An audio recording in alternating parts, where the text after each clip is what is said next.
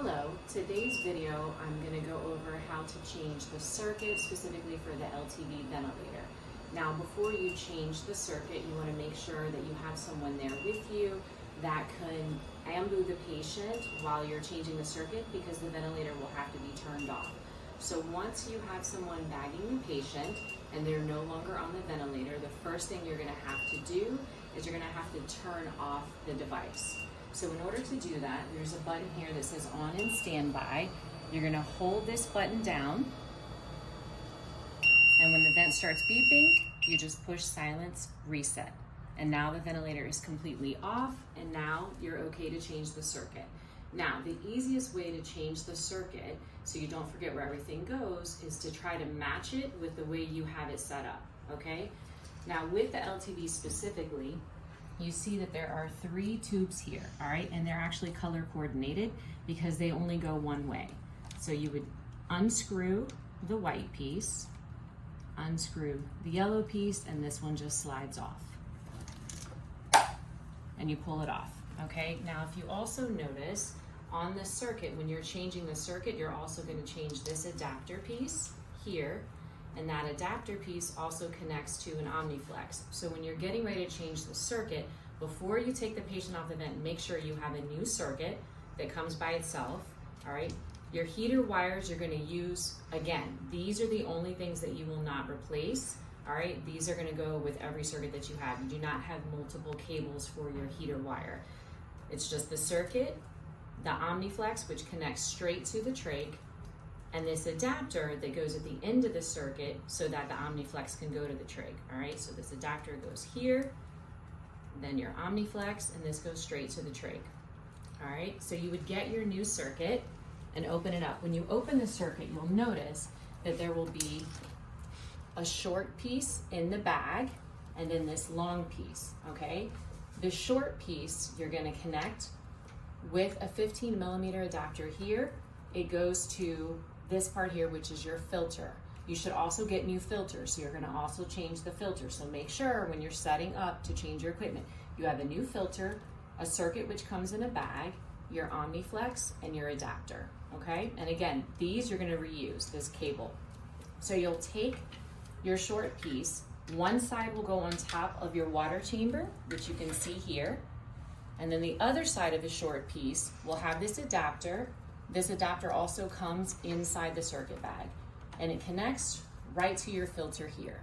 Okay, so again, change this filter. That'll be a piece that you'll change when you're doing a whole circuit.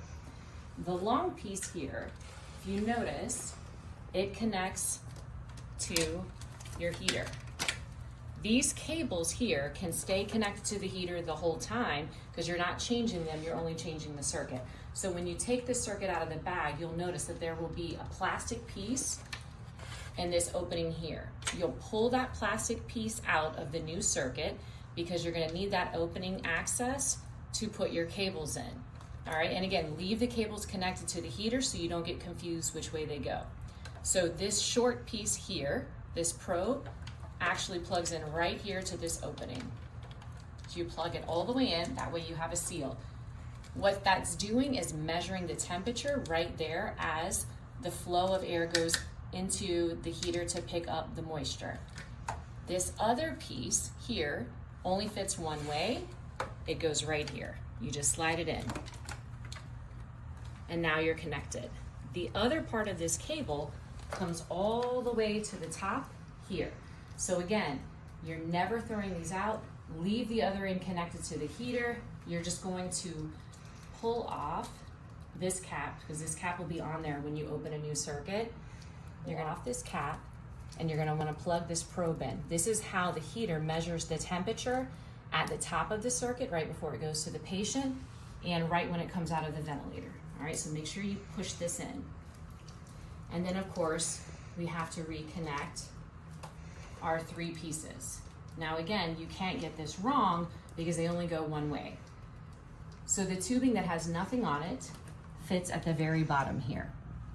It slides right on. You just push it all the way on until it's flush. Then of course the next piece you can see is even color coded. It's yellow. It screws on. You just turn it and you'll feel it threading. Make sure you turn it not so tight that you can't get it off, but to where it's sealed. Then of course the white piece goes next. And again, you just turn it till it feels secure. They only go one way. You can do a light tug to make sure that they're on. And you want to make sure, like I said, the probe here is secure and this probe here is secure, because if not, you'll get a leak when you turn your ventilator on and you'll hear it. The ventilator will start alarming. So all your pieces are now on, all right, and now you are ready to put the patient on with the new circuit. When you go to turn your ventilator back on, you want to make sure to only push 2 buttons so that you don't change the settings on accident. So the first thing you're going to do is you're going to hold down the on button. The ventilator is going to turn on, and the first thing you're going to see is right here on the top of the screen, it says same patient. You want to make sure that you hit select next to the same patient. If you hit anything else, you could change the settings that have been set by the doctor for the patient. So you only push on, and then we're going to push select. Now it's saying disconnect because the patient is not on, but it has the save settings. I'm going to go ahead and turn it off.